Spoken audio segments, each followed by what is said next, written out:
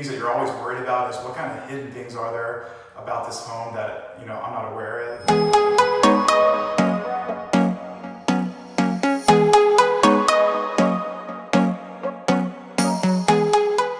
You're looking for a home, and one of those things that you're always worried about is what kind of hidden things are there about this home that I'm not aware of, or things that I should really be concerned about. So one of the biggest ones is water damage and mold damage, and so it's bound to happen.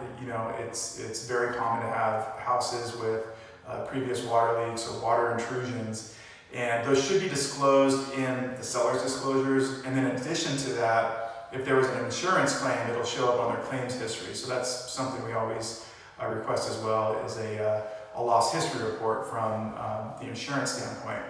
So what we're looking for though is the water leak itself doesn't concern us, mold even doesn't concern us, as long as it's been handled properly.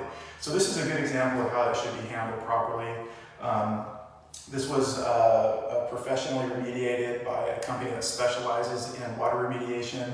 There was actually mold in this case. And what you want to see is pictures. You want to see pictures before, during, and after the whole process. You want to see documentation as well from the company who performed the work, as far as what they did to remediate it. And then lastly, you want to see a mold test. And that's what we did in this case. We had a mold test taken as well. So from a buyer's perspective, for us, it wouldn't cause any concern unless some of those reports were incomplete, unless we kind of felt like we were being misled by a seller, and unless we didn't like the documentation that was provided, whether it was an elevated level of mold, whether it was appeared to be poor craftsmanship.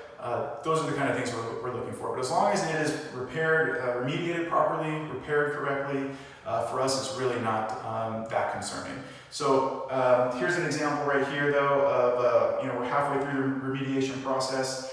And in the end, when this is repaired, it should be something that you don't even notice visually when you come in and take a look at the house.